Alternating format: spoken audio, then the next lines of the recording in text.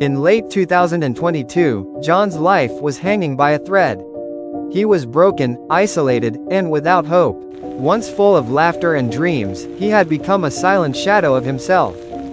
Bills piled up, calls went unanswered, nights grew long and darker.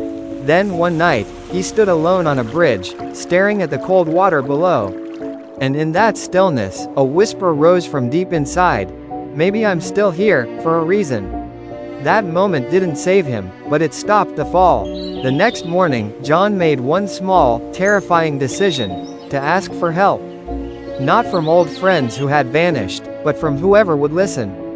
An elderly neighbor, Mrs. Thompson, invited him in for tea. She didn't preach, she just listened. Then came an online recovery group, strangers who understood his pain. For the first time in years, John didn't feel invisible. He began writing every regret, every mistake, every lie he had told himself. Through tears and trembling hands, he made a promise in early 2023. I will not waste this second chance.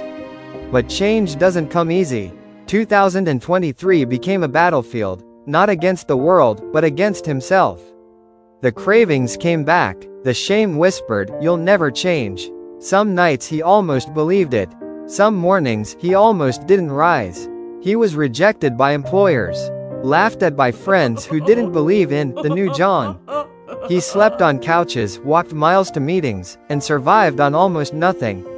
But every day he showed up. Every sober day became a small victory.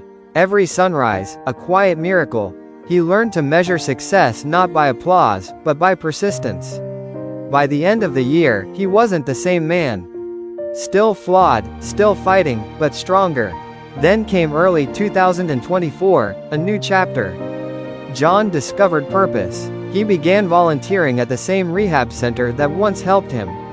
He started sharing his story, not to boast, but to remind others that hope is real. He reached out to his mother, the one he'd hurt the most. Apologized, listened, forgave himself, slowly. The wounds didn't vanish, but they began to heal. By the end of the year, John had built a small circle of people who believed in him. He wasn't just surviving anymore. He was living with intention, gratitude, and faith. And now, October 2025, John stands tall, a man redeemed. He works as a counselor at the very center that once saved him.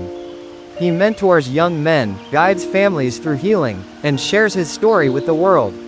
Not for fame, not for sympathy, but to prove that transformation is possible. John learned something powerful. Redemption isn't about forgetting the past. It's about transforming it into purpose. So if you're listening to this right now, feeling broken, trapped, or unseen, John's story is proof that you are not beyond saving. You are not your past. And your tomorrow can still be rewritten. Because light always finds those who choose to rise again. This is John's redemption, a true story of transformation.